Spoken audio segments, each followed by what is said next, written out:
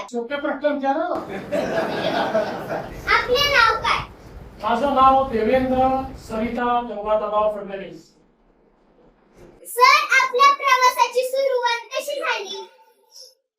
या प्रवासाची सुरुवात ही एक विद्यार्थी चळवळीतून झाली. ते मागे विद्यार्थी परिषदेमध्ये विद्यार्थ्यांचे प्रश्न सोडवत मी करत आहोत. आपल्या सामाजिक कामात कोणती मोठी आव्हाने आली आणि त्यातून आपण कसे मार्ग काढले? कुठल्याही सामाजिक कोणात आव्हान असतातच. जेव्हा तुम्ही समाजात आता काहीतरी करायचं असतं त्यावेळी प्रत्येक ठिकाणी जी व्यवस्था असते ती आपल्याला बदलावी लागते.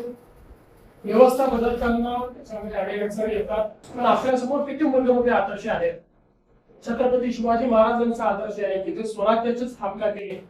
त्यांना स्वराज्याची स्थापना करताना मुलाची लढावं लागलं, काही कोणाला स्वतःची लढावं लागलं, पण त्यांनी त्या आव्हानांचा सामना करून व्यवस्था उभी केली. आपल्या समोर भारतरत्न डॉक्टर बाबासाहेब आंबेडकरांचा आदेश आहे. चांगलं काम जर आपण केलं तर चांगल्या कामामध्ये आपण यशस्वीच होतो, कधी अयशस्वी होतो.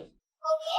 आपल्या कारकिर्दीतला असा कोणता अनुभव आहे जो आजही लक्षात आहे आणि प्रेरणा देतो?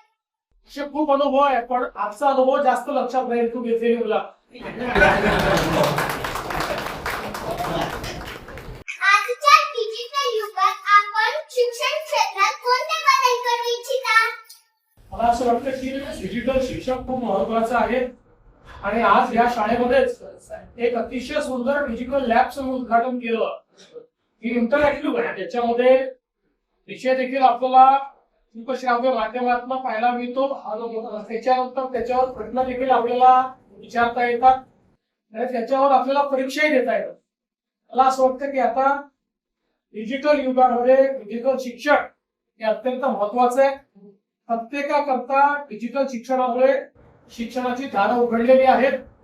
जगातली कुठली गोष्ट ही आता आपल्याला शिकता येते. त्यामुळे मला असं वाटतं की आपल्या शाळेतल्या आता जे डिजिटल लॅब आहे तुमच्यापैकी प्रत्येकाने त्या डिजिटल लॅब मध्ये जाऊन डिजिटल शिक्षण घ्यायचं. थँक्यू सर, तुमचा मौल्यवान वेळ दिल्याबद्दल खूप खूप थँक्यू. धन्यवाद. थँक्यू. तुझा पण मौल्यवान वेळ दिल्याबद्दल तिथे आला.